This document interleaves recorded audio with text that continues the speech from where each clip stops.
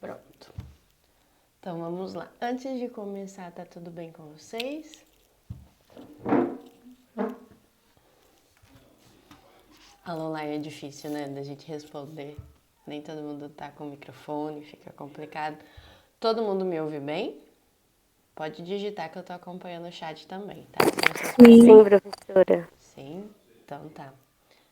Pronto, Maria Paula também. Antes de tudo, eu queria pedir desculpa para vocês pela semana passada. Eu tive uma... Na verdade, aconteceu uma fatalidade bem grande na minha família e eu, coincidentemente, estava lá no Paraná porque eu faltei a semana anterior. Vocês lembram, né, que quando vocês fizeram os testes sensoriais, eu tinha ido para um casamento e aí coincidiu que nesse período que eu estava lá, eu perdi um primo. E aí semana passada eu fiquei por lá para dar uma força, que foi bem pesado e tudo mais. Enfim, não vamos entrar em detalhes, eu só queria pedir desculpa e dizer que por conta disso também, na semana passada eu não trabalhei. Então eu não consegui ainda corrigir as atividades de vocês. Mas eu pretendo corrigir para lançar até sexta-feira, tá? Então vocês me desculpem aí. E aí, antes da gente começar, eu queria falar com vocês sobre o nosso calendário. Antes disso, lá no dia de... Deixa eu ver que dia foi. No dia 18, que vocês fizeram os testes, ou o teste para o relatório de vocês, o teste deu certo? Todo mundo fez? Saiu direitinho? Sim. Sim? Tá, beleza então. Deixa eu botar aqui. Eu queria falar com vocês sobre o nosso cronograma. Bom dia, Tainara. Bom dia. Tô começando só falando do cronograma, tá? Deixa eu abrir aqui.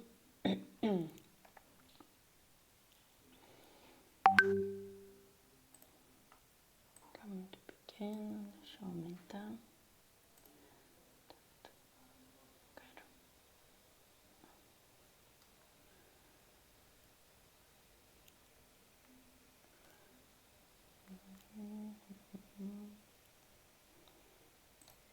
Vou tirar isso, aumentar isso.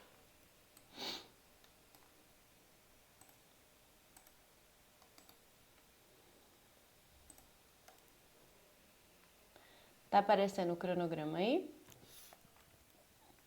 Sim. Sim. Pronto, então, ó, no dia 11, que foi o último dia que eu encontrei vocês, a gente começou a falar de ADQ, a gente fez aqueles testes de gostos básicos e odores, de identificação de odores. Depois disso, no dia 18, então, vocês fizeram os testes para o relatório de vocês. E aí, na semana passada, que foi dia 25, eu faltei, certo? E aí, essa semana a gente vai falar de forma remota de uma segunda etapa da ADQ, que é de levantamento dos descritores, tá? E aí, para o dia 9, estava programado a apresentação e a entrega do relatório. Mas como eu faltei a semana passada, eu queria sugerir a vocês que vocês não apresentem, que vocês só entreguem ele escrito e aí a gente faça uma aula normal no laboratório para a gente não perder o cronograma, pode ser? Por mim, Por mim, pode ser. Pode ser? E aí, se vocês quiserem também, a entrega do relatório pode ser para o dia 16, que jogar uma semana para frente. O que vocês acham? Não sei como é que tá, se vocês já estão fazendo, se ainda não estão. Ô, professora, vai enviar no seu e-mail, né? Eu Ou a posso senhora vai colocar... querer impresso? Não, eu não quero impresso. Eu posso pôr uma tarefa no Siga e vocês me enviam via Siga. Pronto, pode ser. A senhora pode abrir, minha opinião, né? Pode abrir a partir do dia 19 até dia 16. Aí quem quiser envia nesse intervalo de tempo. Quem já fez antes, envia antes. E quem não, tem até dia 16 para enviar. Pronto, então eu vou colocar aqui a data final dia 16, mas aí eu abro antes. Eu já posso até deixar aberto, conforme vocês forem fazendo, terminando a aula eu já abro, vocês já podem ir colocando. Mas então dia 16 é feriado, a gente não tem aula, mas é a data máxima para envio via SIGA, certo? Então hoje é aula remota, semana que vem aula no laboratório, dia 16 é só a data de entregar o relatório e dia 23 a gente termina em sala de aula, tá? Pode ser assim? Sim. Então, tudo certo.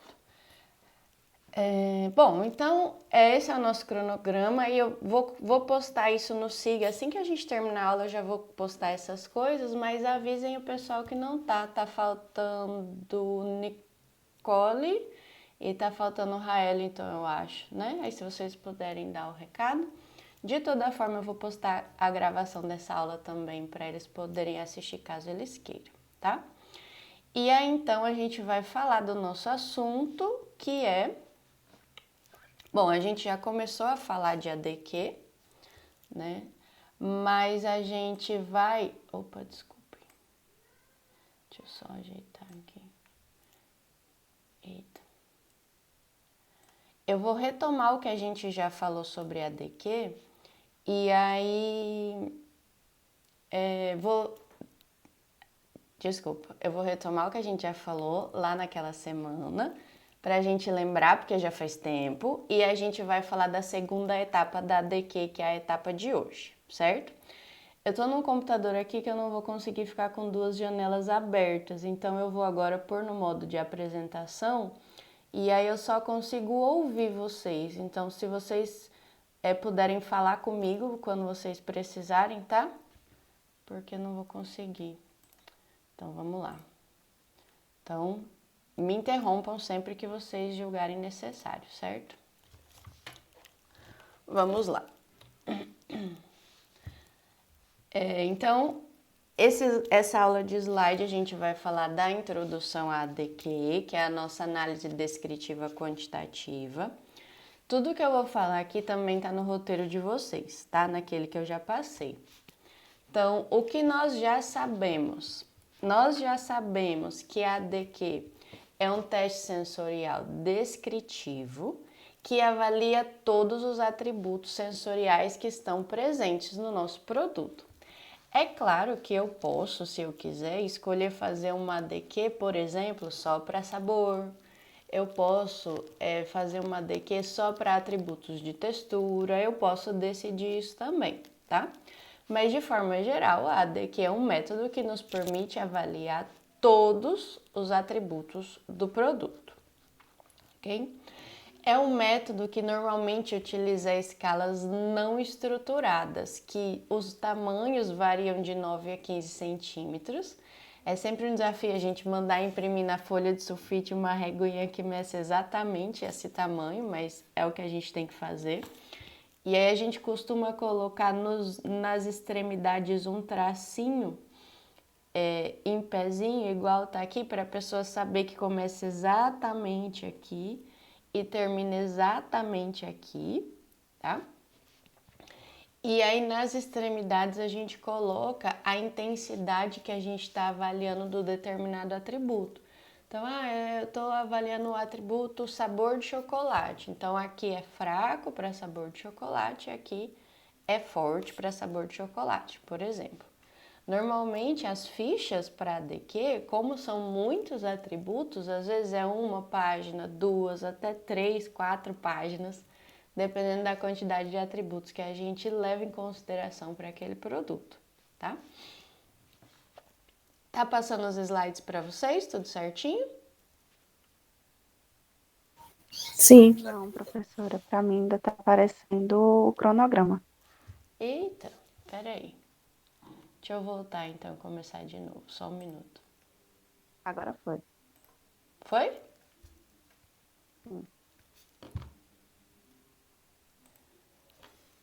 Ó, eu vou passar, veja se passou. Passou?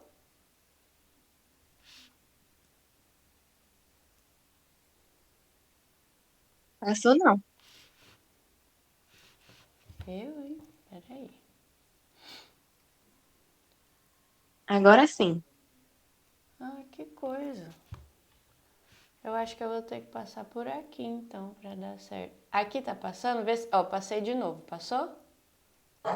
Passou. Ah, tá. Bom, eu vou usar nessa outra janela então. Que esquisito. Tudo bem.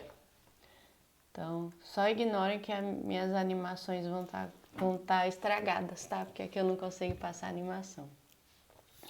Bom, a ADQ uma análise que requer muitas etapas.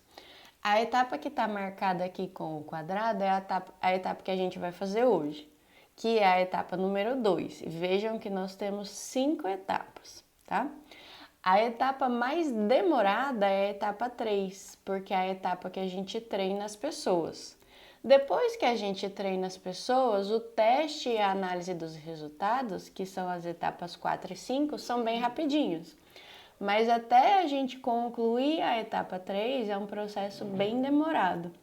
E as etapas 1 e 2 são as etapas mais trabalhosas, tá? Deixa eu só liberar aqui, que tem alguém pedindo para entrar.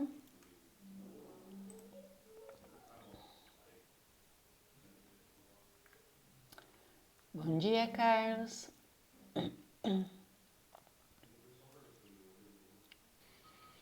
Bom dia, Camila. Bom dia, pessoal. Tô avisando aqui que essa semana a gente tá remoto, mas semana que vem a gente volta pro laboratório, tá? Horário normal. Tá certo, tudo bem. Essa semana, por conta das eleições e alguns blocos fechados, né? A gente vai ficar aqui no remoto, para facilitar para todo mundo. Então, vamos lá, continuando. Estava dizendo que a etapa 2 é a etapa que a gente vai trabalhar hoje, a etapa 3 é a mais longa de todas e as etapas 1 e 2 são as mais trabalhosas.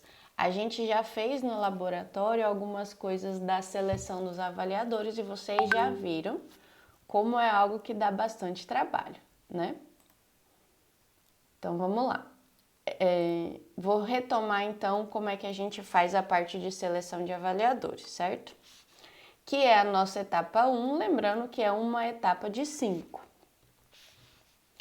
A gente já falou sobre fazer uma entrevista com as pessoas, a gente já falou dos gostos básicos, reconhecimentos de odores, desempenhos em testes discriminatórios aplicados ao produto e falei para vocês, mas a gente não chegou a fazer, mas eu vou mostrar aqui hoje, sobre o treinamento com escala não estruturada, que esse treinamento pode ser realizado quando a gente percebe que as pessoas não têm tanta facilidade de usar aquela escala, porque não é uma escala tão simples mesmo.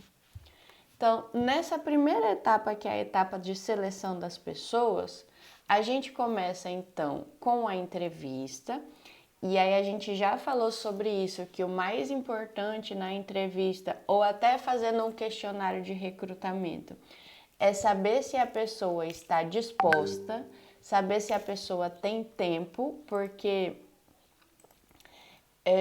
análise sensorial de ADQ é uma análise que requer muito tempo das pessoas, tá? A pessoa tem que ter horários vagos durante a semana e a pessoa tem que estar muito afim, porque é muito cansativo. Então, na entrevista, apesar de ter várias coisas que a gente leva em consideração, o que nos importa mais é disposição e disponibilidade e, claro, se a pessoa não tem nenhuma alergia, intolerância ou problemas com o produto, certo? Já falamos sobre isso.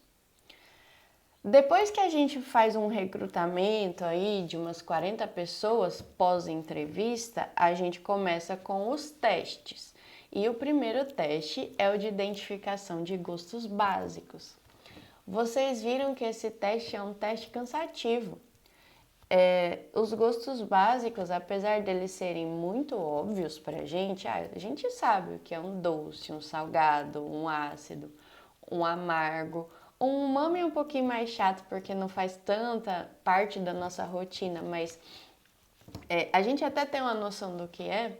Apesar desses gostos serem muito claros, as soluções que são preparadas, que são nessas concentrações que estão aqui, elas são muito diluídas. E aí vocês viram que é uma análise trabalhosa, é uma análise que deixa o nosso paladar cansado, né? Um monte de gente falou, ai, não me chama para fazer isso, porque eu não gosto. E realmente é uma coisa bem chatinha. Mas é um teste necessário que seja feito, tá? E aí vocês já sabem que a gente prepara todos os gostos, a gente oferece para as pessoas para que elas se familiarizem com esses gostos e depois da familiarização que o teste é feito. E aí então a pessoa vai receber uma ficha, lembrando que a gente repete pelo menos 3 dos gostos que a gente tem. Então, se são 5 gostos básicos, a pessoa vai analisar pelo menos 8, porque se a gente não tiver essas repetições, a pessoa acaba escolhendo qual é o gosto ou tentando identificar por eliminação. Ela fala, o doce eu já identifiquei, então não tem mais doce aqui no meio, então ela já acaba facilitando para ela.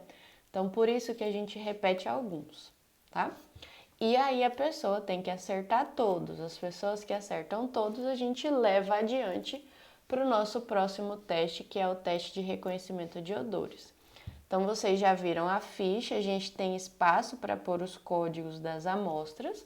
A pessoa preenche com os códigos e a amostra tal, o sabor que eu reconheço é doce, ela vai fazendo X, ok?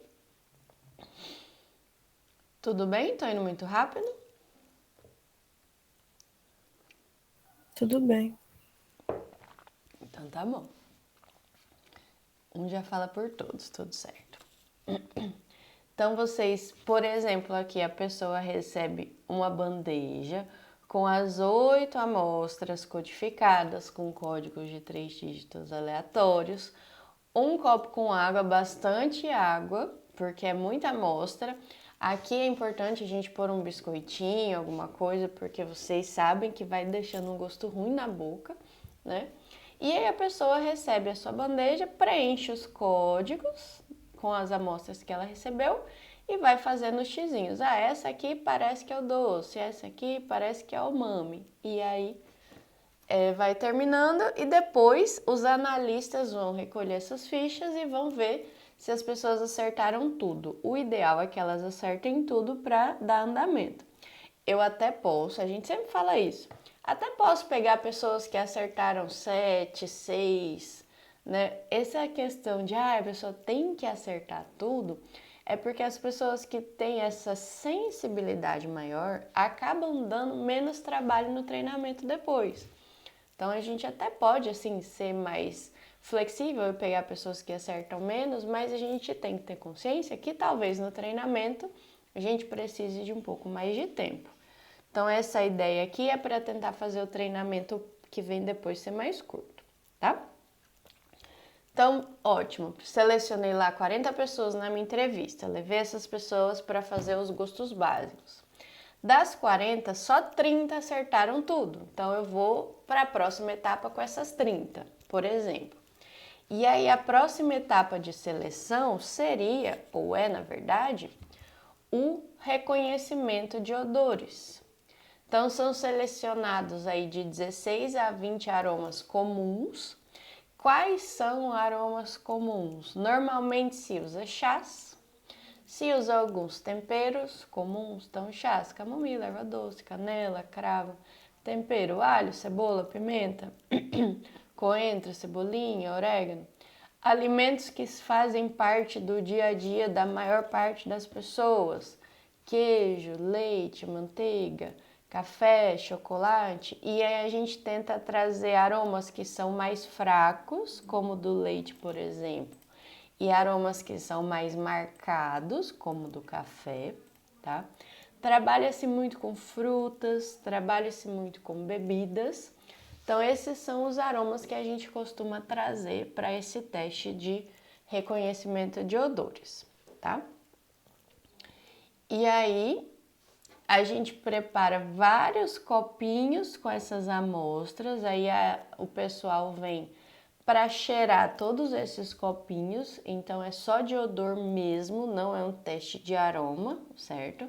Vocês sabem que o aroma a gente percebe só quando coloca na boca, então odor, porque a gente coloca só o nariz. Ah, mas eu quero fazer de aroma e tem que cheirar com a boca aberta, que dá um trabalho danado. Então, teste de odor, tá? Essas amostras são colocadas em recipientes que a gente tampa com papel alumínio ou faz num copinho escuro, porque não é para a pessoa identificar visualmente. Às vezes é uma amostra mais escura, a pessoa já olha, ela já tem uma ideia do que é. Eu já vi, por exemplo, as pessoas fazerem reconhecimento de odor em frasco transparente e aí o material que está lá dentro é vermelho. Se o material é vermelho, a gente já vai com a ideia que possivelmente é algo de morango ou algo, sei lá, de tomate, não sei. Então a gente tem que fazer de uma forma que a pessoa não tenha nenhuma impressão prévia visual, tá? Então as amostras devem ser preparadas em copinhos escuros, embebidos com algodão e água morna e cobertos. Deixar um espaço vazio entre o algodão e a tampa para a concentração do odor. E no momento da prova são feitos pequenos furos na folha de alumínio para aspiração. Então vocês viram como a gente fez lá na prática. A gente tinha os copinhos, na hora a gente fez os furos e a gente foi colocando uma água morna, uma água quente para que esse odor subisse, né? Alguns odores são perceptíveis sem a água, alguns nem tanto, então essa água dá esse auxílio. E aí depois todo mundo recebe uma ficha dessa. Os copinhos são codificados com 3 dígitos, então tem o espaço para pôr os dígitos e o espaço para as pessoas descreverem os odores que elas percebem. E depois que as pessoas preenchem, os analistas vão recolher essas fichas para comparar o que a pessoa preencheu com o gabarito, digamos assim. Então vejam, aqui já está tudo concluído, tá? Mas vejam, tinha todos os códigos aqui, 16 amostras. Aqui o produto que a pessoa identificou, teve um que ela não identificou, por exemplo, e aqui é o gabarito, digamos assim, ou que cada amostra correspondia. E aí, como que a gente pontua? A graduação é utilizada um ponto inteiro para identificação ou associação e meio ponto para caracterização. Essa questão de associação, a gente já falou um pouco sobre isso, é porque tem produto que a gente só consegue diferenciar olhando. Pelo cheiro, a gente não consegue saber se é o tomate, se é extrato de tomate, se é molho de tomate, se é polpa de tomate, se é suco de tomate, por exemplo. Pelo cheiro, a gente não consegue diferenciar se é leite líquido ou em pó. Às vezes a gente não consegue diferenciar queijo e manteiga só pelo cheiro. Então, por isso que a associação, a pessoa também ganha um ponto inteiro, tá? Então, vejam aqui, ó. Nessa primeira pessoa colocou leite, era leite em pó. Ótimo, um ponto, ponto cheio. Café, dificilmente as pessoas erram café, né? Então, ponto cheio. Aqui era cacau, a pessoa colocou chocolate. Tudo certo, é o mesmo cheiro, é difícil de separar, então, ponto cheio. Aqui era azeite de oliva, a pessoa colocou azeitona, que nada mais é do que o fruto usado para fazer o azeite. Então, só pelo cheiro a gente não consegue diferenciar. Então, ponto cheio. E assim sucessivamente, tá? Canela, coentro. Aqui a pessoa identificou pimenta e o produto era calabresa, e se a pessoa estava se referindo, por exemplo, à pimenta calabresa, realmente o cheiro é muito parecido, não dá para diferenciar. Aqui já é caracterização, ó. A pessoa percebeu que era uma bebida alcoólica, mas não identificou qual era. Era cerveja, então ela já ganha meio ponto, tá? Aqui ela não ganha nada. Aqui ela identificou que era um tempero, mas não percebeu exatamente qual era, então meio ponto, porque o tempero era cebola e por aí vai, certo? E aí a gente soma quantos pontos a pessoa fez. Ah, de 16 ela fez 13,5, é uma pontuação ótima. Tudo bem?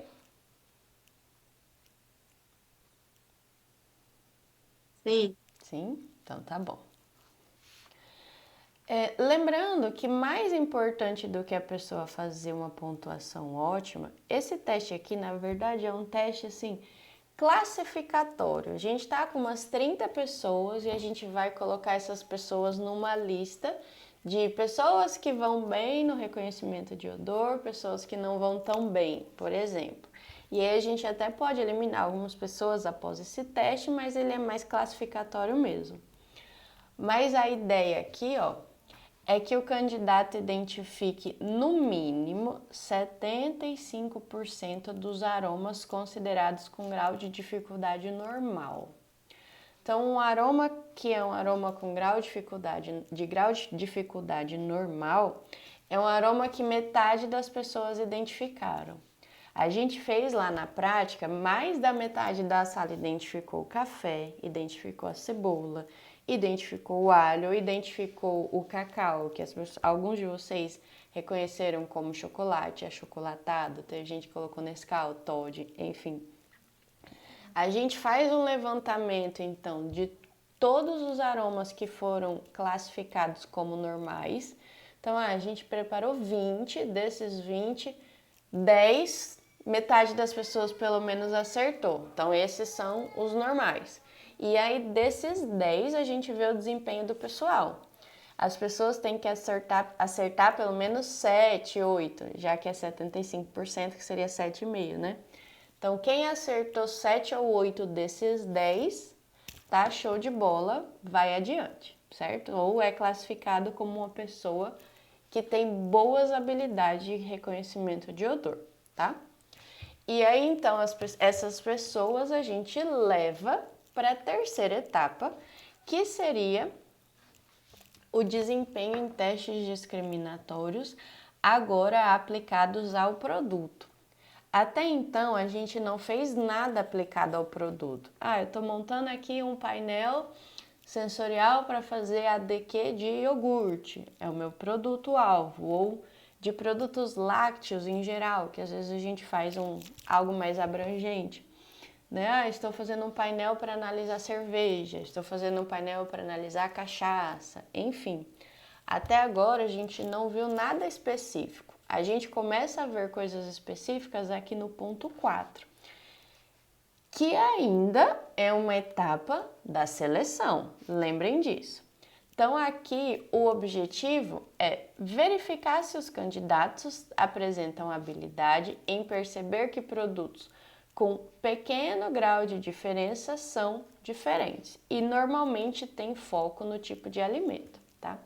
Não é obrigatório, tem gente que faz em base aquosa, mas o comum é a gente já trabalhar com testes aplicados ao produto, porque a gente sempre fala isso. Uma pessoa que tem muita habilidade para avaliar cerveja pode não ter muita habilidade para avaliar suco de fruta, e tá tudo bem. Então, em algum momento, a gente precisa começar a verificar se essas pessoas que a gente está selecionando são pessoas que têm habilidade para o produto específico que o nosso painel vai ser destinado, tá? E é comum a gente ter painéis diferentes para produtos diferentes. Painel sensorial é algo mais de empresa, tá? Porque é algo que a gente precisa, que as pessoas estejam sempre disponíveis e tal. As empresas têm mais hábitos de ter painel sensorial. Se é uma empresa que trabalha com produtos de matrizes muito diferentes, normalmente ela vai ter vários painéis, tá? Agora sim, é uma empresa só de produto lácteo, por exemplo, que são produtos que têm características sensoriais comuns, aí costuma ter um painel só. É uma cervejaria, painel único, ok? Então vejam. Recomenda-se a utilização de 2 tipos de teste. Primeiro, os de diferença global, que pode ser o triangular ou o duotrio, e depois de diferença direcional, que pode ser ordenação ou pode ser até uma comparação pareada, por exemplo. Então, vocês já sabem que os testes de diferença global são aqueles nos quais a gente pergunta se tem diferença ou não, e só. Os de diferença direcional são aqueles que a gente pergunta se tem diferença num atributo específico. Então, tem diferença no sabor de chocolate? Tem diferença na acidez? Tem diferença? E assim sucessivamente, certo? Cada pessoa vai ser submetida a 4 testes de diferença global e 4 testes de diferença direcional. Então, vejam, a gente já falou isso, que essa seleção de avaliadores é bem trabalhosa para os analistas e bem cansativa para os candidatos.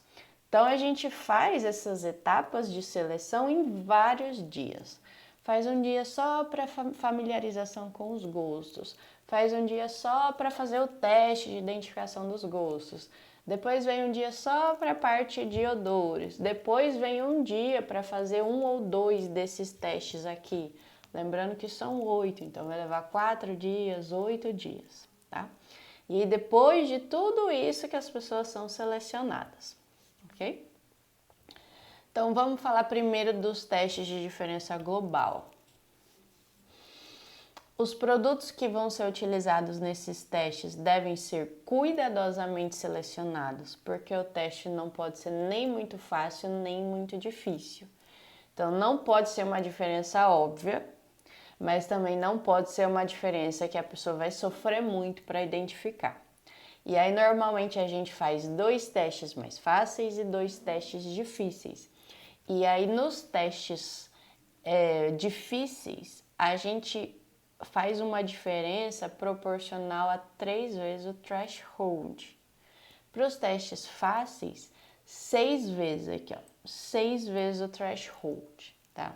O que é o threshold? É o limiar de diferença, limiar de detecção, na verdade, tá errado aqui, deixa eu até arrumar. Limiar de detecção, isso. Então, o limiar de detecção é aquela concentração a partir da qual a gente percebe um estímulo. Digamos que o limiar de detecção para o sabor salgado é 10 gramas por 100 gramas de produto. Então, para um teste fácil, eu vou fazer um produto que tem 10 gramas e o outro vai ter 60 gramas, então vai ter 6 vezes. Para um teste difícil, um produto vai ter 10 gramas de sal e o outro vai ter 30. Então, normalmente o triplo para teste difícil e 6 vezes para um teste fácil, ok? Lembrando que a pessoa vai fazer 4 testes e ela tem que acertar 75% deles, ou seja, tem que acertar 3 de 4. Se ela fizer 4 e acertar 2, a gente pode levar ela para mais 4. E a gente vê se ela vai acertar 3. A gente pode ir insistindo se a gente quiser, tá? Então, ó, posso fazer teste, por exemplo, ó, receita normal vezes a receita com 1% a mais de sal.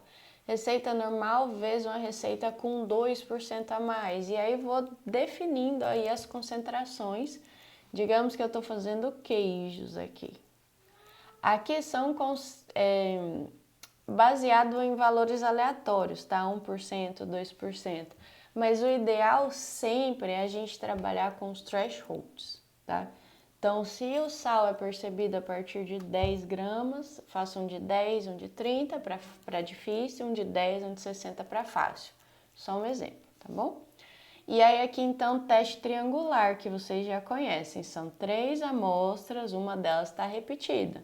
Serviu o copinho de água lá, códigos aleatórios e a pessoa vai preencher. Lembrando que são 4 testes, ela tem que acertar 3, 75%. Certo? Dúvidas até aqui? Não, professora. Então tá bom. Quando a gente vai já para os testes direcionais, que vão ser mais 4, o comum é se fazer teste de ordenação. E aí, prepara-se normalmente 4 amostras, tá? Mas eu posso também fazer comparação pareada e trabalhar só com 2 amostras, não tem problema. Mas o que se recomenda sempre é trabalhar com 4. E aí, já tem até na literatura concentrações diferentes para cada um dos gostos para a gente preparar os nossos produtos. Então, se o meu produto é, sei lá, uma bebida achocolatada, eu posso fazer ela com essas 4 concentrações de açúcar. E aí pedir para as pessoas ordenar. Se o meu produto é o queijo, eu posso fazer com essas 4 concentrações de sal. Se o meu produto é, sei lá, um suco qualquer, eu posso fazer com essas 4 concentrações de ácido. Se é um produto que tem alguma característica mais amarga, eu posso fazer com essas 4 concentrações de cafeína. E aí eu já vou pedir para as pessoas colocarem em ordem, tá? É claro que a gente vai trabalhar com os atributos que são importantes para aquele produto. Num queijo, por exemplo, talvez não seja muito interessante a gente trabalhar com o amargo. Num produto doce, talvez não seja muito interessante trabalhar com o salgado. Então, a gente tem que ver o que dá mais certo para o nosso produto, tá? E aí, de novo, o analista pode optar por adicionar esses estimulantes em soluções aquosa ou na matriz alimentar, que no caso é o produto de interesse. Eu posso fazer em água, mas o ideal é já trabalhar no meu alimento, tá? E aí aqui eu quero que a pessoa acerte todos os testes. Então ela vai fazer 4, ela tem que acertar a ordem dos 4. Se ela não, fez os 4, acertou 3. Posso pedir para ela fazer mais 4, para ver se ela acerta. Ou digamos que ela fez 4. Ela errou o primeiro teste e acertou todos os 3. Eu posso fazer mais um para ver se ela acerta 4 seguidos. E aí, se ela tá com esse desempenho, tudo certo, eu posso levar ela adiante, tá? Então, ó, a gente tá montando um painel para avaliar queijos e aí a gente vai fazer 4 testes. No primeiro, que a gente variou o sal. No segundo, que a gente variou o açúcar. No terceiro, que foi avaliado o ácido. E no quarto, a gente não aplica muito amargo a queijo, então a gente ou repete um anterior, ou dá para fazer, por exemplo, com diferenças na concentração de glutamato. Depende do queijo também, talvez o doce nem se aplique muito. Dependendo do queijo, talvez o ácido não se aplique muito, então a gente tem que ter essa noção também. Mas num queijo coalho, por exemplo, o ácido se aplica bem. Num queijo Minas ou até naqueles queijos Petit Suisse, o doce se aplica bem, por exemplo. Então a pessoa vai fazer o primeiro teste. Está recebendo 4 amostras de queijo, por favor, prove da esquerda para a direita e ordene de acordo com o sabor salgado. Começando com a mais salgada e a menos salgada, e a pessoa preenche. No segundo teste, 4 amostras de queijo, por favor, prove as amostras e ordene de acordo com o sabor doce, começando com a mais doce até a menos doce. Espaço para a pessoa preencher. Lembrando que a gente não vai fazer essas pessoas fazerem todos esses testes no mesmo dia, tá, gente? No máximo, 2 testes desse por dia. Terceiro teste. Em relação ao sabor ácido, começando com a mais ácida e terminando com a menos. Também a gente pode fazer dessa forma. Ao invés de colocar posições, ó, a gente pode colocar assim, da mais até a menos. Por último, intensidade do sabor. Mais intensa em sabor, mais leve em sabor. Os espaços. E o lembrete é que o importante é que a pessoa acerte todos de todos. Ok? Terminando esses testes discriminatórios aplicados, aí a gente já tem a seleção inicial de pessoas. Então, a gente começou lá recrutando umas 40, aqui a gente vai ficar com umas 15, tá? Então, é bom ainda ficar com um número grande, a gente precisa de umas 10, 12, até 8 serve. Mas é bom a gente ficar com um número um pouco maior, porque depois que a gente faz o treinamento dessas pessoas, se a gente precisar excluir algumas, a gente ainda tem sobra, tá? Porque às vezes a gente treina e tem uma outra pessoa que está destoando do grupo. Aí a gente pode excluir essa pessoa. Fica mais fácil do que ficar treinando ela muito tempo, ok? Então vejam, Depois que a gente termina essa parte dos testes aplicados ao produto, vem algo que está em vermelho porque não é obrigatório, mas que pode ser feito, que é o treinamento com escala não estruturada. Por que isso é importante ser feito dependendo da situação? Nem todo mundo está habituado a usar uma escala como essa, que é uma escala que não tem nenhuma subdivisão e nenhuma informação intermediária. Essas escalas são utilizadas em ADQ porque elas têm algumas vantagens e principalmente porque evita erros psicológicos dos avaliadores. A pessoa não é induzida a usar números ou expressões que ela prefira.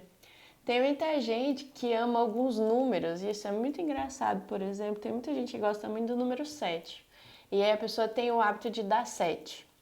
Como a gente tem na universidade a nota 7 como uma nota de aprovação, digamos assim, a gente também tem a tendência do número 7, tá? Então, às vezes, usar escalas numéricas, por exemplo, fazem com que as pessoas tendam a usar números mais habituais. Então, a vantagem da gente usar uma escala que não tem nenhuma informação intermediária é essa. A pessoa não vai tender a dar notas que ela está acostumada. Porém, a desvantagem é que a gente tem a dificuldade de consistência de repetição. As pessoas nem sempre conseguem usar a mesma porção da escala para avaliar os mesmos produtos. Por isso que as pessoas são treinadas também na ADQ. Mas existe uma forma da gente treiná-las para usar essa escala. Então, vejam. Aqui seria uma ficha. Deixa eu só voltar um negocinho aqui. Aí. Vou deixar assim. O treinamento é feito dessa forma. Eu posso usar uma ficha como essa. E aí na ficha vocês vejam, ó, assinale na escala com um traço a proporção da área achureada nas figuras abaixo. A área achureada é a área pintada de preto, tá?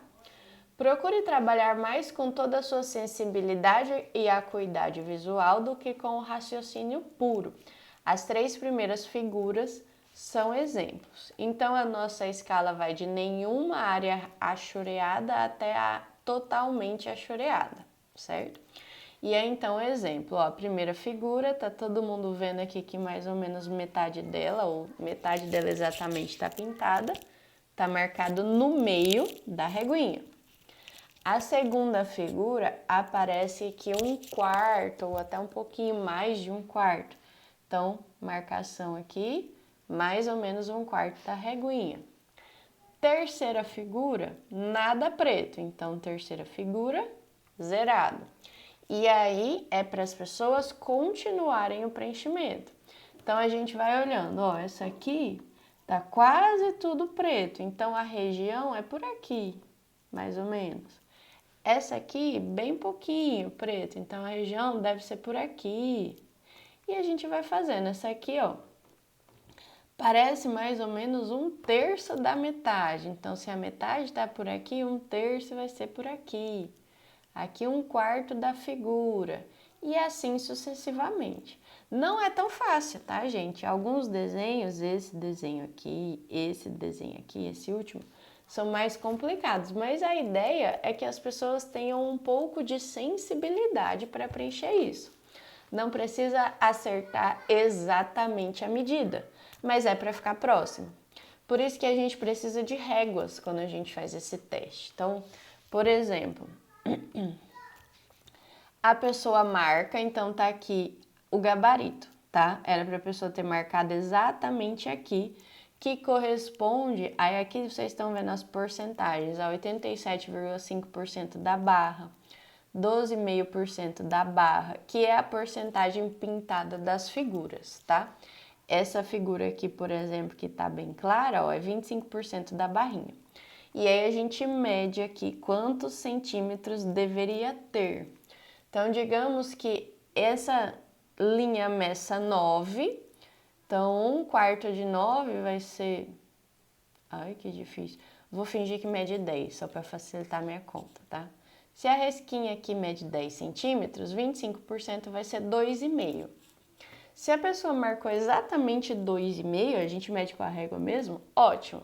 Mas se ela marcou 2, 2,1, 2,6, 2,8, até 3, é uma faixa bem ok. A pessoa está bem, com uma acuidade muito boa, tá? Então, a gente faz esse teste com as pessoas, faz as medidas e vê se elas estão próximas do que deveria ser. Se está próximo, tá tudo bem, essas pessoas podem ser usadas usadas é ótimo, né? Essas pessoas podem trabalhar aí no nosso painel sensorial ou fazer parte do nosso painel. Se as pessoas não têm essa facilidade, é bom que a gente faça alguns testes sensoriais com escala não estruturada para elas começarem a se familiarizar. E aí é uma etapa a mais de treinamento, tá? Tudo bem com isso aqui?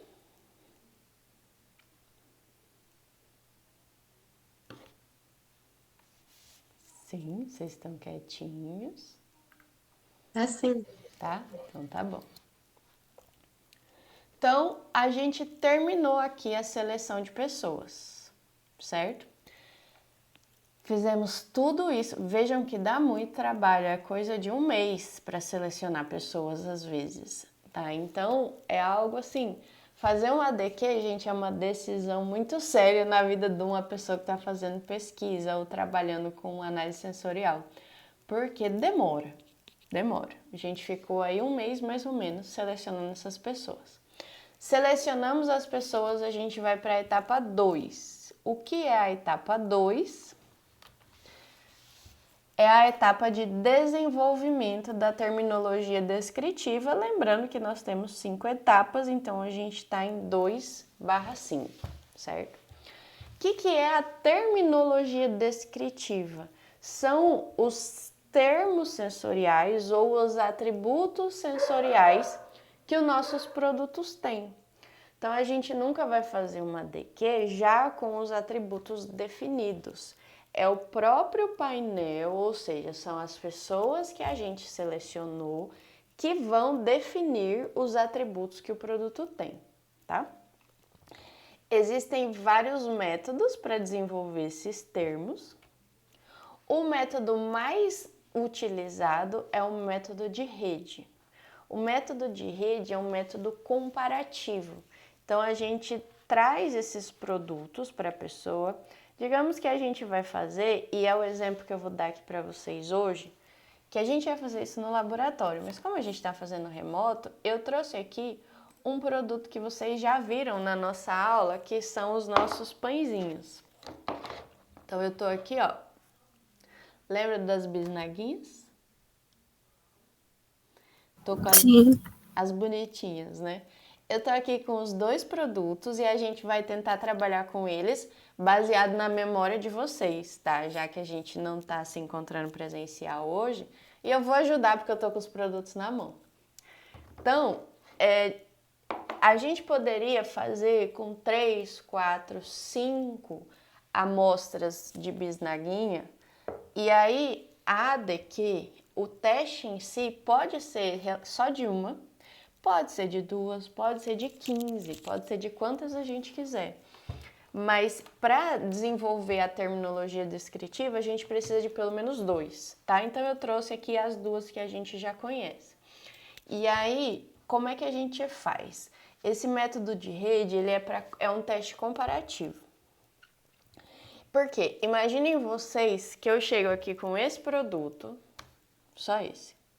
E aí eu falo, gente, eu quero que vocês vão me dizendo todos os atributos sensoriais que vocês percebem nesse produto. Vamos começar com aparência. Que aparência vocês percebem? E aí vocês vão falando, é um produto, sei lá, com a casca marrom, é um produto que tem, aí a gente faz assim, um miolo cheio, não é muito cheio de alvéolos, né, dos furinhos. Se eu trouxesse só um produto e pedisse, ó, fala das características que vocês observam, pode ser que seja um desafio maior, porque a gente tem que ficar pensando demais em coisas de um produto só. Esse método de rede é um método que nos sugere que a gente compare dois produtos e aí comparando parece que esses atributos saem com mais facilidade. Então é por isso que esse método de rede é tão usado. Então, em vez de eu trazer só um e perguntar e dizer assim, fala para mim da aparência dele, eu vou trazer dois, botar eles aqui, dois, e eu vou dizer o seguinte: o que vocês acham que eles têm de diferente em termos de aparência?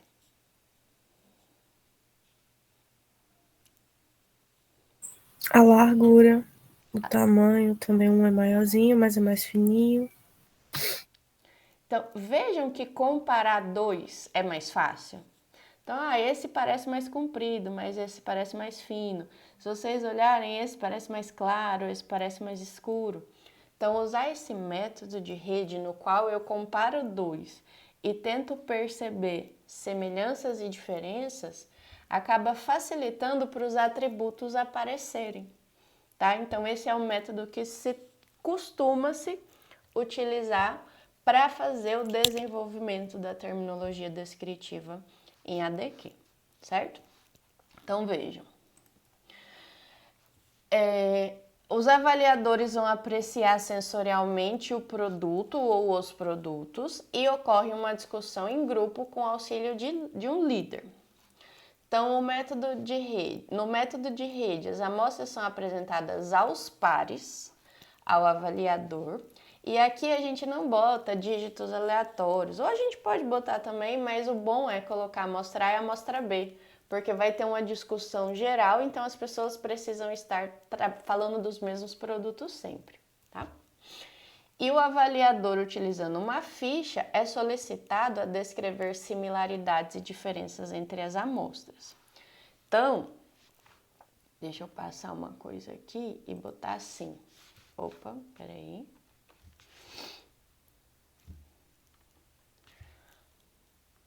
Vai ficar assim. Vejam só, aqui o exemplo é de refrigerantes de limão, tá? Então, aqui eu tenho 5 amostras e aí eu tenho todas aquelas pessoas que eu trouxe para o meu painel sensorial e aí eu vou servir 2 amostras para cada pessoa. Até posso botar os 3 dígitos aleatórios, não é necessário, posso botar A e B também.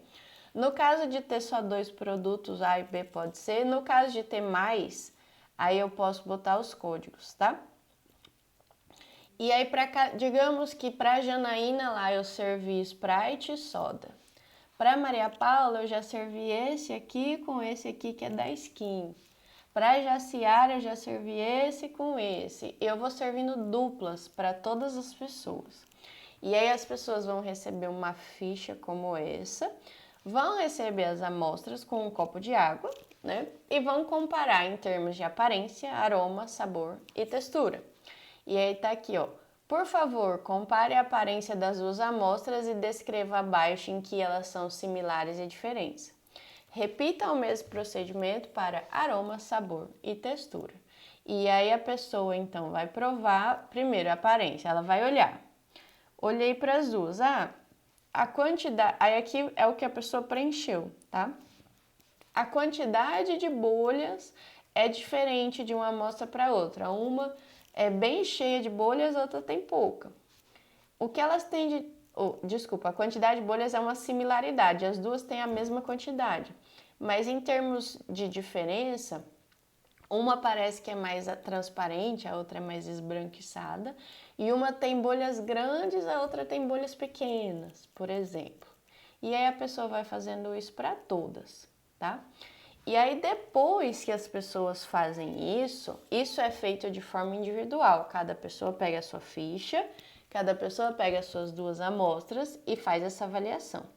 Depois que isso é feito, a gente junta essas pessoas para montar uma ficha de atributos que são consenso. Tem gente que não consegue preencher tudo, tá? Por exemplo, essa pessoa aqui não conseguiu ver diferença de textura. Tem gente que bota 1, 2 coisas, tem gente que bota 15, tá tudo bem. O importante é que a gente consiga fazer um levantamento de atributos desses produtos, independente se esses produtos são referentes a coisas que eles se parecem ou se são referentes a coisas que eles diferem. Essa questão de trabalhar com similaridade e diferença é só para facilitar o nosso cérebro para perceber coisas sobre os produtos, tá? E aí, depois que todo mundo termina, o que é feito? Sob a supervisão de um líder, os termos descritivos desenvolvidos por todos são discutidos para montar uma lista consensual, e aí se sugere materiais de referência e elabora-se uma lista de definição de todos esses termos. Então, como isso é feito? Vejam, aqui é uma ficha de uma pessoa. Baseado nessa ficha, cada um pega a sua, todo mundo senta junto e aí a gente vai começar a definir, por exemplo, quais são os atributos sensoriais que a gente julga importantes para esse tipo de produto. Independente se é um atributo que os produtos têm em comum ou tem diferença entre eles, a gente quer falar daqueles atributos que a gente julga importantes. Então, para os refrigerantes de limão, os atributos de aparência que foram mais importantes foram a transparência, a quantidade de bolhas e o tom amarelado. Para os atributos de aroma, o aroma ácido e de limão. Atributos de sabor, sabor doce, sabor ácido, limão. E de textura, a viscosidade, o preenchimento e a refrescância. Então, montando essa lista, a gente vai fazer a DQ agora com esses atributos, certo? Que também são chamados de termos descritivos. Então, a partir do momento que a gente escolheu estes atributos, ainda nessa etapa de levantamentos dos termos, a gente vai trabalhar na definição deles e nos extremos de escala. Então, para esse exemplo que eu estou dando aqui, vejam, coloquei só alguns, tá? A gente precisa montar uma tabela e isso vai no nosso trabalho depois, certo? Eu tenho os termos aqui, então, transparência, quantidade de bolhas, tom amarelado, aroma ácido, aroma de limão e assim sucessivamente. Depois eu tenho que definir esses termos, então, o que é transparência? É a característica de permitir a passagem de luz nitidamente pela amostra. O que é a quantidade de bolhas? É a presença de partículas de ar visíveis na amostra. O que é o tom amarelado? É a característica visual amarela / envelhecida. Vejam que isso é a parte que dá mais trabalho, porque às vezes a gente tem dificuldade de definir coisas óbvias.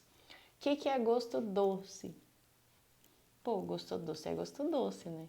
Mas a gente precisa definir todos esses termos que foram levantados, tá? E enquanto equipe também, enquanto painel sensorial, a gente tem que montar nessa tabela os extremos para a gente trabalhar com eles. Porque vejam, eu sei que refrigerante de limão é um produto normalmente bem transparente, com raras exceções, né? Se eu só pedir para a pessoa, falar assim, ó, em termos de transparência, preencha aí a minha escala que vai de pouco a muito. A pessoa precisa saber o que é pouco e o que é muito. E mudando o pouco e muito, a nota pode ser diferente.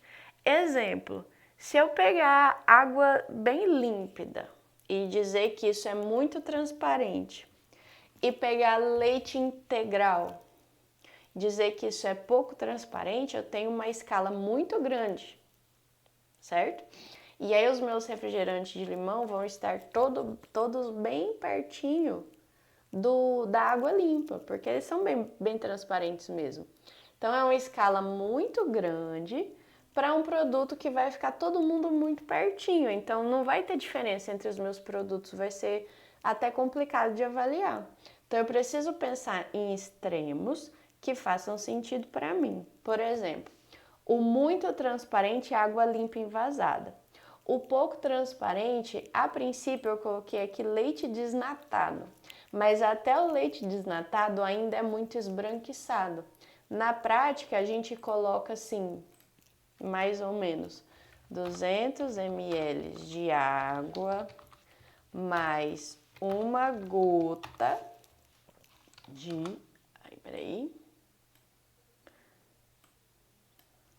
Tá bem pequenininho aqui.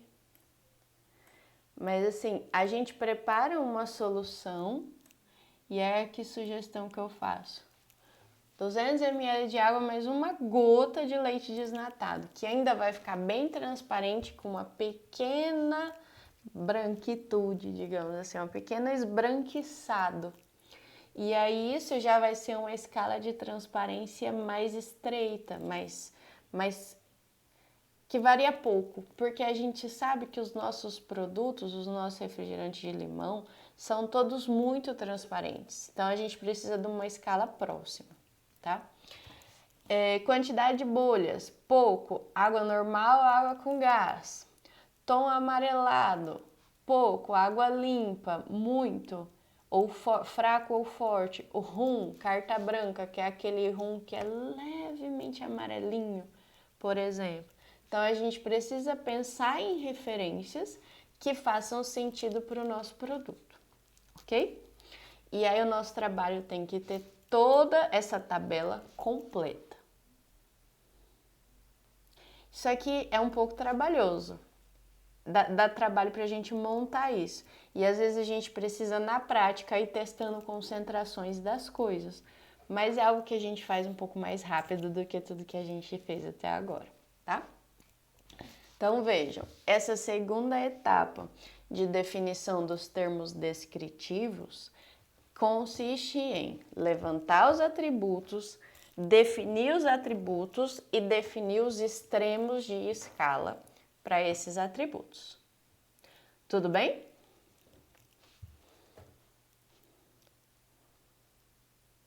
Sim.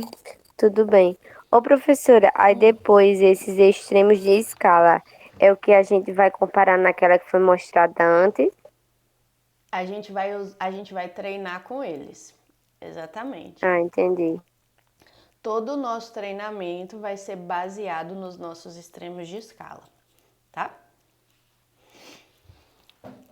Então, ó, eu trouxe aqui um exemplo de um trabalho que eu peguei da internet já faz um tempo, mas é um trabalho tão bom que eu nunca nem mudo ele. Vejam só. Essa pessoa aqui fez mortadela reformulada com adição de gordura vegetal e marinha em substituição à gordura animal, tá? Então, o produto dela era mortadela, certo? Aí, vejam, vou até aumentar aqui.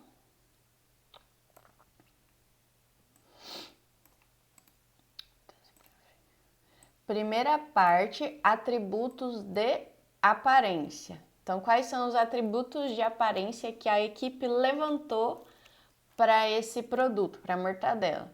Cor rosa, fragmentos de tempero, homogeneidade, quantidade de furos, tamanho dos furos, brilho superficial e aí aqui as definições e as referências.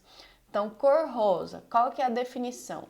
Intensidade da cor rosa, característica de produtos embutidos cárneos.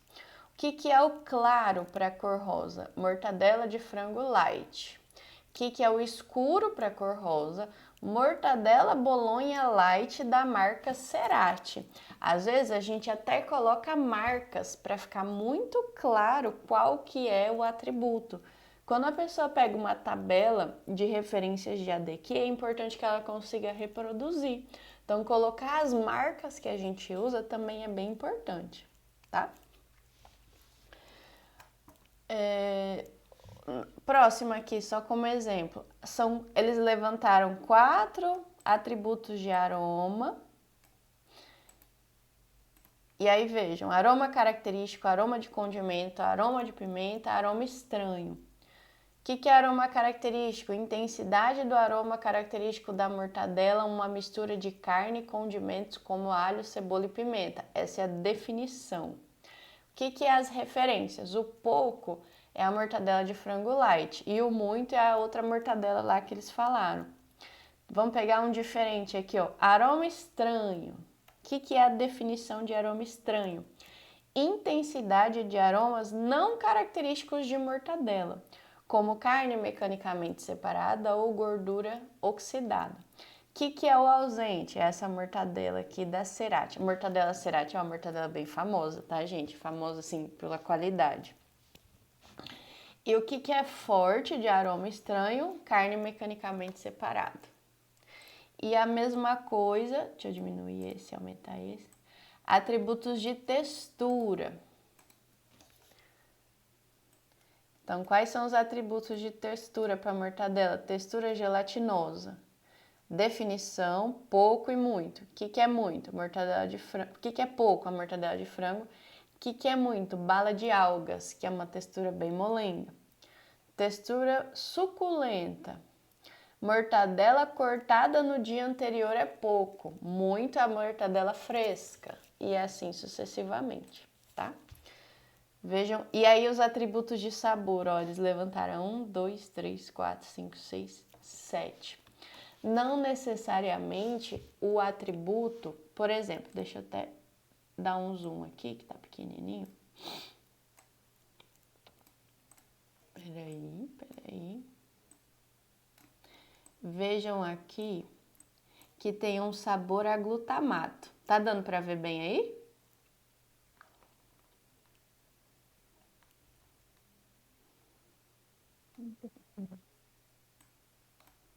Tá dando para enxergar essa linha aqui da tabelinha? Dá pra enxergar. Sim? Então vejam, sabor a glutamato. Qual que é a definição? Descreve o gosto primário produzido por soluções aquosas de umami. O que é o ausente e o muito? Ausente é água mineral. Muito, solução de 1% de glutamato em água mineral a 40 graus. Então vejam que às vezes as nossas referências, o nosso pouco, muito, fraco, forte, e aí a gente que define essas palavrinhas, você vai usar pouco, você vai usar fraco, você vai usar ausente e assim sucessivamente, não necessariamente precisa ser do produto. Pode ser preparado com coisas diferentes que nos tragam aquele atributo sensorial. Exemplo, eu posso estar fazendo no nosso pãozinho aqui, por exemplo, a gente vai ter um atributo de textura que é maciez. Não necessariamente o nosso pouco macio precisa ser pão, pode ser qualquer outra coisa, pode ser um outro biscoito que a gente julgue mais firme, não precisa necessariamente ser o produto em si. Quando a gente fala sabor doce, não precisa ser sabor de pão doce como referência, pode ser uma solução de açúcar, pode ser coisas diferentes, tá? E aí é isso, a etapa de hoje é trabalhar com tudo isso aqui. Usar o método de rede para definir os atributos, conversar em grupo para a gente chegar num consenso de atributos e depois montar essa tabela com as descrições e as referências. A gente vai trabalhar com poucos atributos, tá? Não se preocupem que a gente não vai fazer essa tabela toda porque a gente nem consegue fazer tudo isso. Mas então eu queria que vocês me ajudassem começando com o método de rede. Deixa eu só reduzir aqui que eu fiz muita bagunça. Vamos trabalhar com os nossos pães e aí a gente vai trabalhar com um pouquinho da memória de vocês, tá? Vejam aqui, nós temos a amostra A, que é o nosso pãozinho da Balduco. Nós temos a amostra B, que é o nosso pãozinho da Plus Vita, certo? E aí o que a gente vai fazer agora? A gente vai começar com o método de rede, mas a gente vai fazer em grupo, porque a gente não vai conseguir fazer individualmente. Eu quero que vocês me ajudem a montar a tabela do método de rede. A gente vai começar com a aparência. A aparência vocês vão conseguir fazer bem fácil, né? Então, deixa eu só botar isso aqui do lado. Eu tô olhando o que vocês estão digitando agora, tá? Então, me ajudem aí. Os nossos produtos são esses. A Janaína já falou algumas diferenças. Eu vou até anotar elas aqui.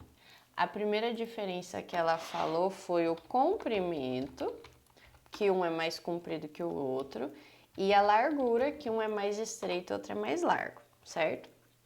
Queria perguntar a vocês percebem alguma similaridade de aparência entre esses dois produtos? Tô rodando eles aqui.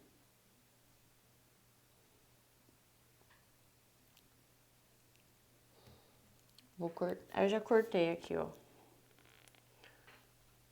Esse aqui tá muito duro. Ó.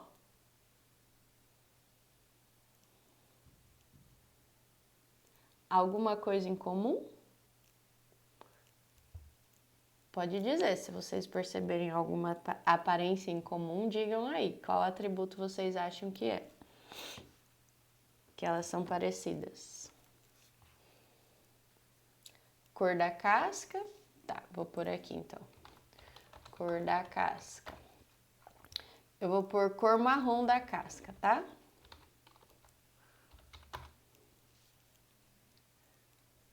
Pronto. Mais alguma característica parecida?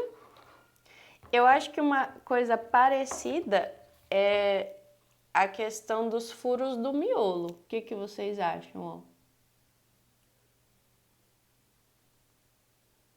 Quantidade de furos do miolo. Parece igual?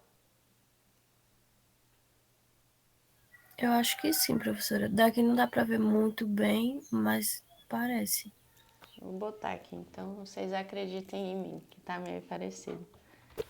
Professora, só dá para ver bem a parte externa. Essa interna fica um pouco ruim de visualizar. Eu imaginei que hoje ia ser difícil mesmo, mas eu ainda trouxe esperança, né? Mas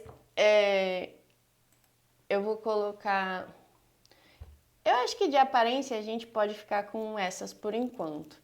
Então, em questões visuais, parece que eles têm a cor marrom da casca parecida, a quantidade de furos do miolo parecido. Em termos de diferença, o comprimento e a largura, tá? Vamos passar para o próximo, que agora seria... Deixa eu ir aqui. Peraí. A parte de aroma. A parte de aroma, eu sei que vocês já fizeram isso lá atrás, eu não sei se vocês se recordam, mas eu vou colocar aqui alguns atributos que eu acho que vocês lembram. Eu lembro que vocês não perceberam muita similaridade de aroma nesses produtos. Eu lembro, por exemplo, que um deles, que era esse aqui, o mais largo, que vocês gostaram mais porque ele cabe mais recheio, né? Ele tinha aroma característico, mais marcado. Característico. E um aroma mais adocicado. Enquanto esse outro aqui, ele tinha um aroma mais ácido. Vocês lembram disso? Sim. Então eu vou deixar essas características aqui, pode ser?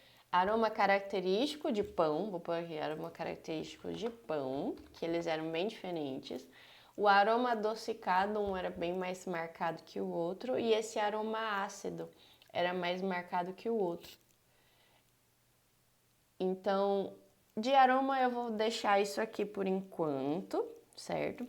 Lembrem como é que isso é feito, tá? Cada pessoa recebe as 2 amostras e cada pessoa preenche a sua ficha, tá bom? Mas a gente tá hoje numa situação particular que a gente não vai conseguir fazer tudo isso. E aí essas coisas que a gente percebeu pro aroma, a gente acabou percebendo pro sabor também. Deixa eu passar aqui, ó. Na terceira parte da ficha que a gente trabalha com sabor, aí vocês perceberam a mesma coisa, um sabor, tudo diferença, né? Vocês quase não perceberam semelhanças.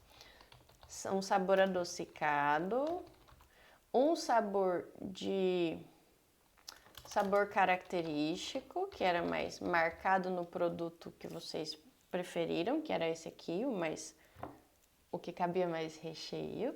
Tinha um sabor ácido no produto mais compridinho e ele tinha um sabor de fermentação não concluída. Lembram disso? Que ele tinha um sabor forte, que parecia que ele ainda estava fermentando? Sim. Pronto. Então, eu vou deixar aqui essas 4 diferenças de sabor, tá?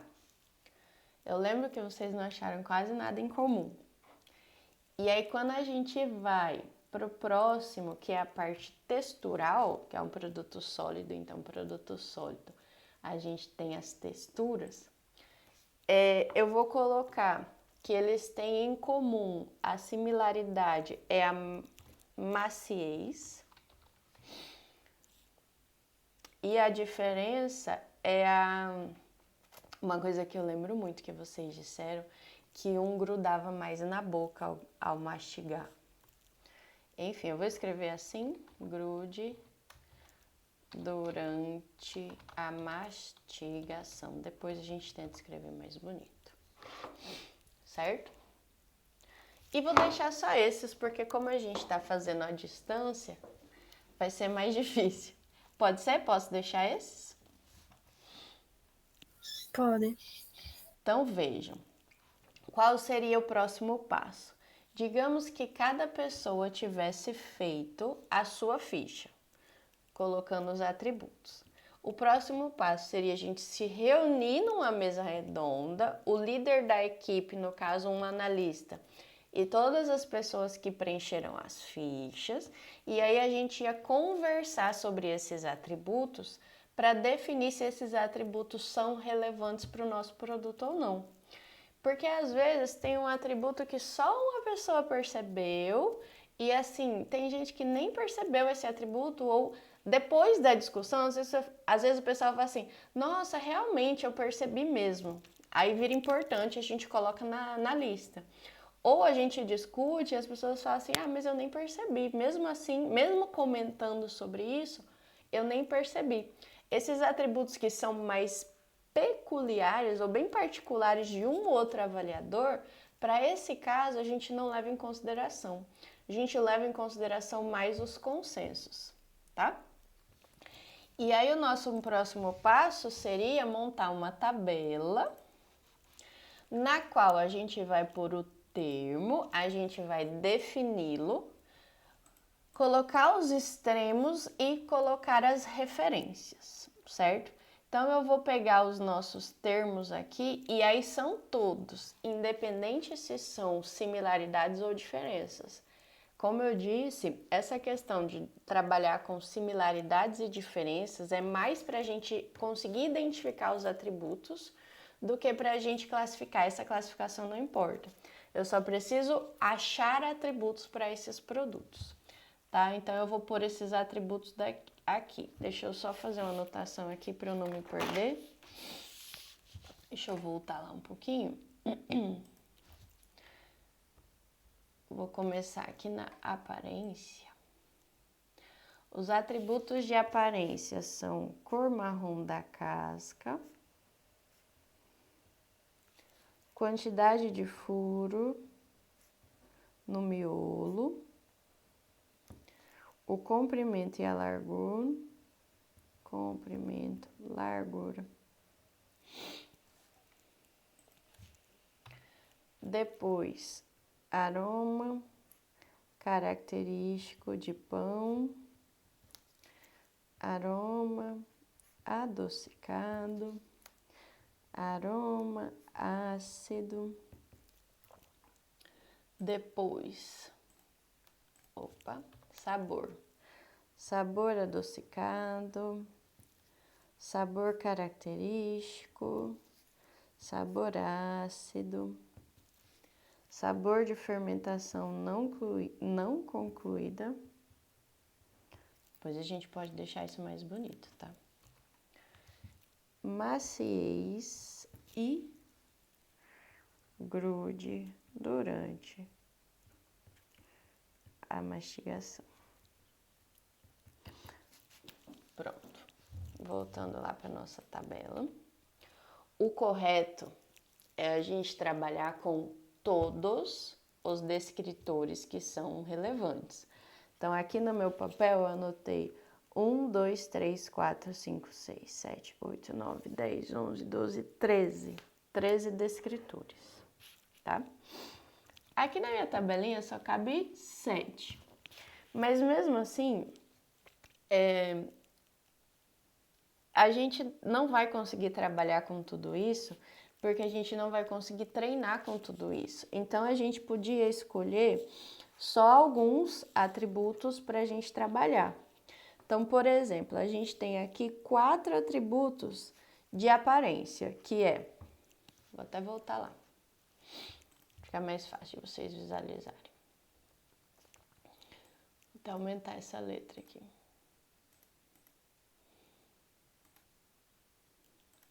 Nós temos cor marrom da casca, quantidade de furos do miolo, o comprimento e a largura. Em aparência, comprimento e largura são coisas que a gente consegue medir.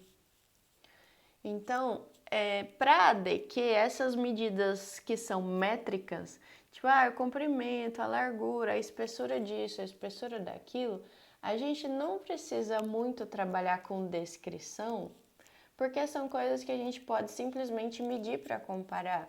E dizer, o comprimento de tal pão é 12 centímetros, o outro é 8. A largura de um é X e a outra é Y, sabe? Para ADQ, para a gente precisar usar essas escalas que a gente usa, é mais fácil trabalhar com, por exemplo, esses atributos aqui. Então, eu sugeriria que a gente ficasse com esses dois para a nossa tabela, para ficar mais fácil. Então, deixa eu ir lá na frente. Eu vou botar eles aqui, ó. Cor marrom da casca, quantidade de furos do miolo. Pronto. Depois vem os aromas. Aí os aromas fica fácil da gente pegar aromas e sabores comuns, porque quando a gente for montar as referências, a mesma referência que a gente usa para sabor, a gente pode usar para aroma. E aí, por exemplo, aroma característico de pão.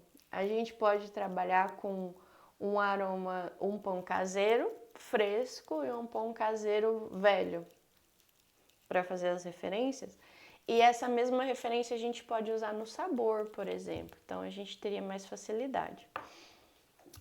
Eu vou pôr todas essas lá. Vamos lá. Aroma característico de pão, aroma adocicado, aroma ácido.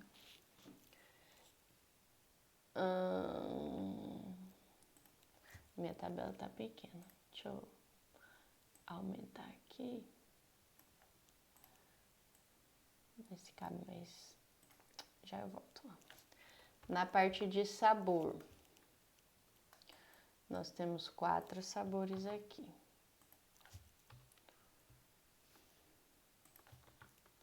Sabor adocicado, sabor característico.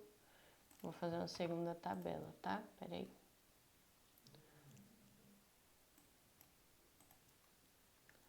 Peraí. Ai, meu Deus, apertei muita coisa. Cadê aquela minha barrinha aqui do lado? Essa. Eu já tenho 2. Olha, eu já tinha feito 2, então tá. Sabor adocicado, sabor característico, sabor ácido, sabor de fermentação não concluída. E a textura são 2, maciez e grude durante a mastigação. Deixa eu aumentar essa letra.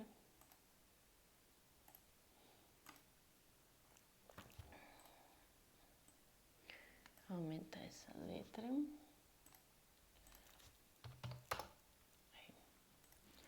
Então, vejam.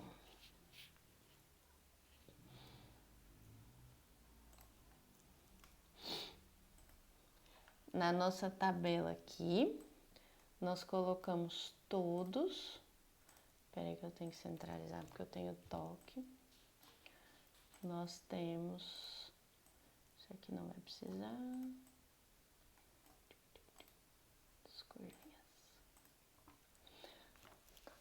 Nós temos todos os nossos atributos que nós levantamos. Então, voltando aqui, 2 atributos de aparência, 3 atributos de aroma, 2 mais 4, então, de sabor e 2 de textura.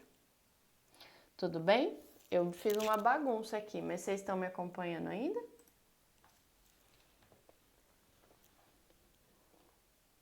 Sim. Sim, professora. Então, tá. E aí, o que a gente ainda precisa fazer em grupo? A gente precisa pensar nas definições e nas referências. Ai, meu Deus, passei demais. Nas definições e nas referências. Nessa parte aqui, eu sempre sugiro que a gente pesquise. Por quê? Porque às vezes são atributos que a gente tem um pouco de dificuldade de definir, porque tem coisa que é muito óbvia pra gente, né? Como é que eu defino cor amarela? Pô, cor amarela, é isso, né? Mas às vezes a gente consegue achar algumas definições na internet. E uma definição que é fácil aqui, que a gente até pode pôr, por exemplo, quantidade de furos é a quantidade de bolhas de ar no miolo do pão. É algo bem fácil de definir, né? Cor marrom da casca. Deixa eu ver se a gente acha alguma coisa no Google. Peraí, deixa eu abrir aqui.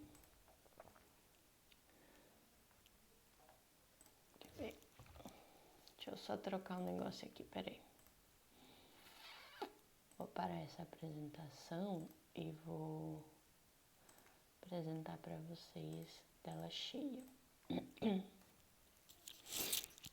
Vocês vão ficar vendo meu computador aí. Eu vou abrir aqui, ó. Cor marrom, casca, definição. Vamos ver se a gente acha.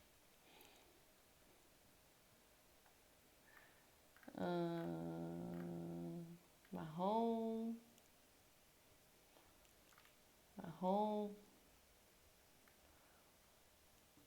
Não quero significado, eu quero definição. Cor marrom, casca de pão. Aqui, ó, perfil sensorial de pão de forma integral. Vamos ver se tem aqui algo interessante para nós. Ai, que pequenininho. Peraí. Aumentar um pouquinho. Tá horrível aqui, mas já vai melhorar. Ó, eles fizeram a DQ. Eles vão ajudar muita gente aqui, quer ver? Vou até aumentar mais. Peraí. Cadê o zoom aqui? Aqui. Estão vendo aí? A tabela deles? Sim. Então veja, ó. Definição de cor marrom. Cor marrom, característica da casca de pão de forma assado. Bom. No nosso caso, eu acho que é característico, eu vou copiar aqui, tá? Mas é casca de pão caseiro, eu acho, que o nosso pão tem mais cara de pão caseiro. Então, eu vou colocar cor marrom, característica da casca de pão caseiro assado, certo? Vamos ver se esse pessoal... Depois disso, o nosso é aroma característico de pão. Vamos ver se eles têm também. Aroma fermentado. Aroma característico de pão, aroma característico de massa fermentada. Eu acho que é um aroma bem que a gente está procurando, né? Que o aroma característico é um aroma meio que de fermento mesmo. Aroma característico de massa fermentada. E aí a gente tem aroma adocicado e aroma ácido. Vamos ver. Aroma adocicado, aroma característico de pão tipo egg sponge. Vocês conhecem esse pão? Egg sponge? Assim, pelo nome eu não sei não, professora. Não. Vamos ver se a gente acha uma foto. Egg sponge. Eu nunca comi esse pão. Vocês já comeram esse pão aqui? Cadê? Cadê? Já viram isso? Parece bisnaguinha, né? Ah, ele é redondinho.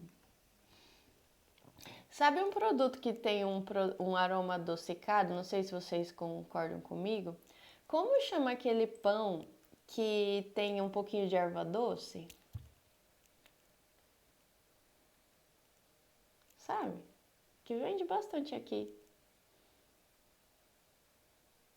É pão Recife? Pão Recife, esse pão tem um aroma adocicado, vocês não acham? O professor daqui também tem um que chama, acho que é bolachinha, que vem com erva doce. Não sei se é. Ó, o Carlos tá colocando aqui pão Recife ou bolachinha. É o mesmo, será? Eu vou botar aqui. Eu conheço por bolachinha, né? Então eu vou botar assim, peraí. Aroma adocicado, aroma característico de pão Recife ou bolachinha. Pode ser? Aí dá tudo certo, tá? Tem Nossa, escrevi tudo errado. Característico de pão Recife ou bolachinha. Tá. E aí, a gente tem ainda o aroma ácido. Vamos voltar lá pro Google. Esse aroma ácido, acho que essa pessoa não tem no produto dela. Mas vamos procurar aqui, aroma ácido, definição.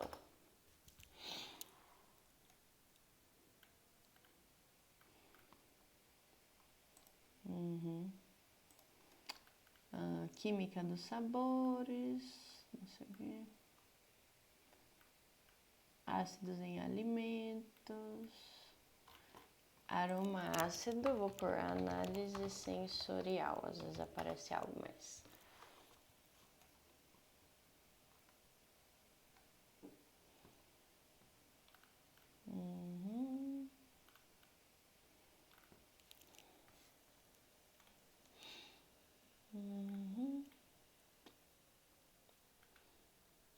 Não. Vamos ver esse aqui.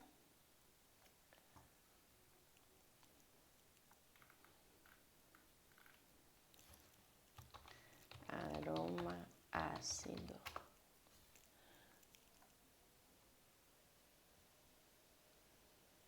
Refere-se ao aroma de alimentos que sofreram lácteos que sofreram acidificação. Não quero esse, porque o nosso produto não é lácteo. Mas eu vou botar assim, ó.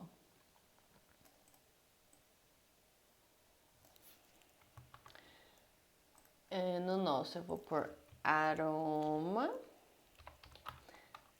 característico de alimentos fermentados que sofreram acidificação. Pronto. Então, aroma ácido, aroma característico de alimentos fermentados que sofreram acidificação. Tudo ótimo.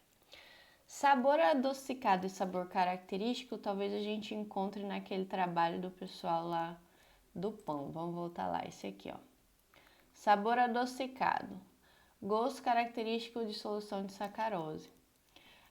Um sabor que poderia parecer para o nosso produto, ó, é sabor salgado, né? Que é gosto de sal. É tranquilo. Mas não vou pôr que a gente já tá com muitos.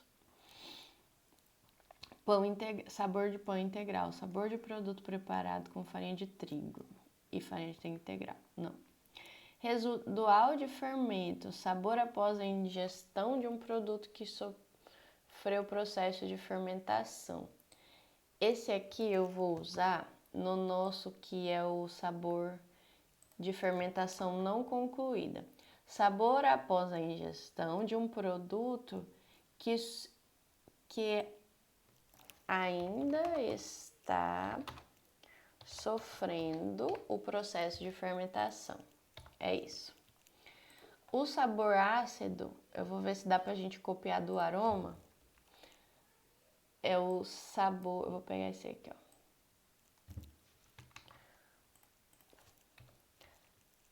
Vou trocar aqui por sabor. Sabor característico de alimentos fermentados que sofreram acidificação. Tudo bem?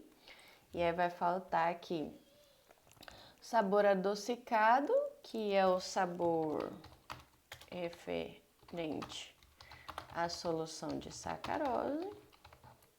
E o sabor característico, eu vou pegar igual do aroma. Sabor característico de massa fermentada. Então vejam, acho que a gente tá indo bem. Essa parte é a parte que dá muito trabalho mesmo, porque definir uma coisa que pra gente às vezes é tão óbvia, é meio complicado. Mas é assim que a gente faz, a gente vai pesquisando, vai procurando coisas similares que dá tudo certo, tá?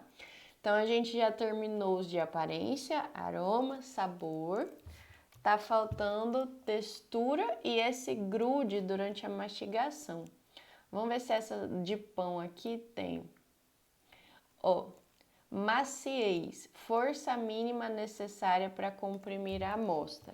Vou pegar esse aqui para botar no nosso maciez. E esse grude durante a mastigação.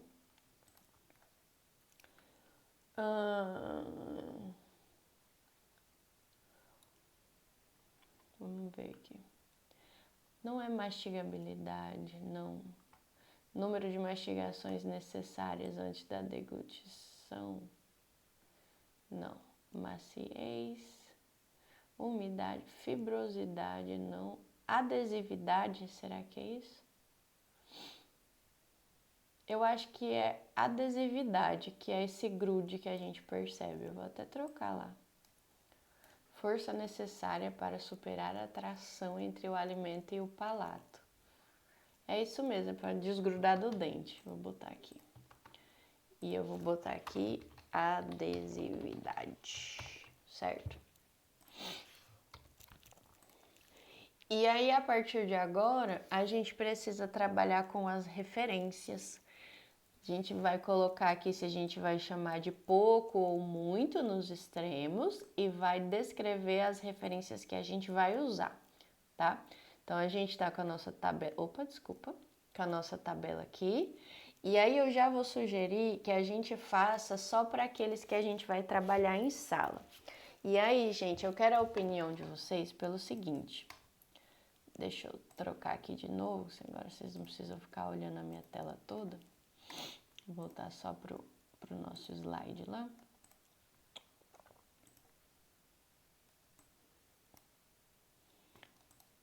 Essa aqui.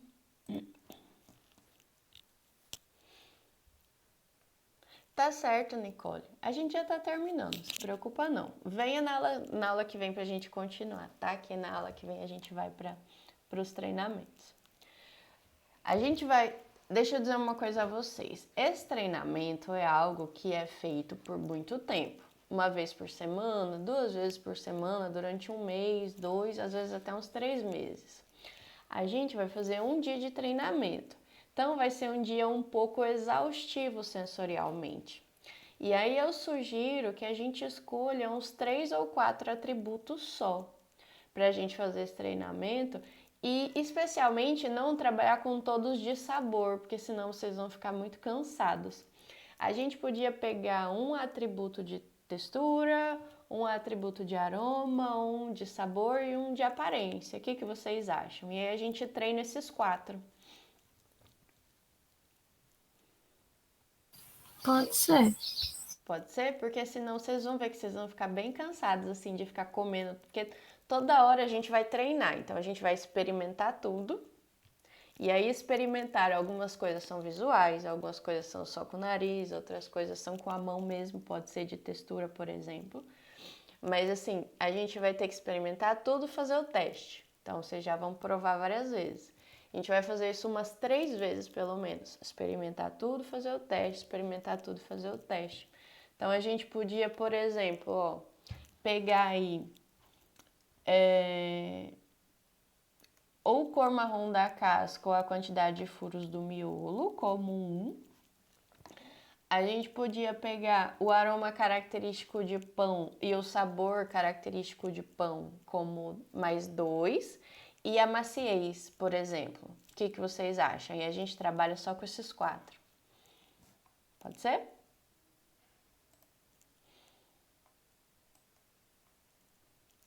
Por mim, pode. Então, vejam, a gente vai ficar com esse aqui. Eu vou até pintar de outra cor. Que aí vocês vão ver que a gente não vai sofrer muito. Vai ser mais tranquilo. Vou pintar de rosa. Sabor característico, porque aí facilita que a gente trabalha com atributos parecidos. Aí facilita pra gente também preparar os materiais pra gente testar. Na parte, eu vou pegar a cor aqui, tá? Que vai ficar mais fácil da gente achar também referência. Então, cor, aroma e sabor característico e maciez. A gente vai ficar com esses 4. Deixa eu pintar aqui. Então, eu vou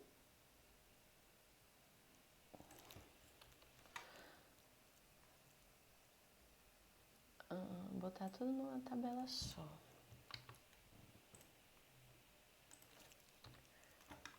Jogar esse pra cá.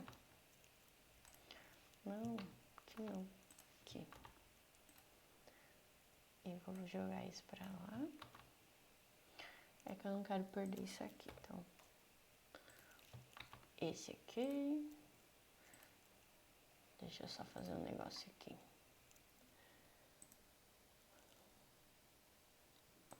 Exibição aqui. Vou copiar e colar esse slide. Certo. E aí a gente vai ficar só com esse. Opa.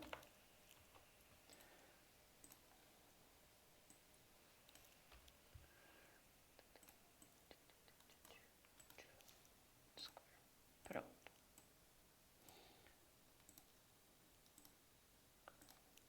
Então, ótimo. Nosso trabalho, então, a partir de semana que vem, vai ser trabalhar com esses 4 atributos. Cor marrom da casca, maciez, aroma característico de pão e sabor característico. E aí eu vou pedir agora que vocês me ajudem para a gente escolher referências. Cor marrom, a gente podia chamar uma de fraca e a outra de forte. E aí, tem algum produto que vocês conhecem que tem uma casca escura e um produto que tem uma casca clara para a gente conseguir usar como referência, assim, produtos comuns? Não pode ser assim um muito branco e um muito preto, porque senão os nossos produtos vão ficar muito próximos. Tem que ser produtos assim intermediários, sabe?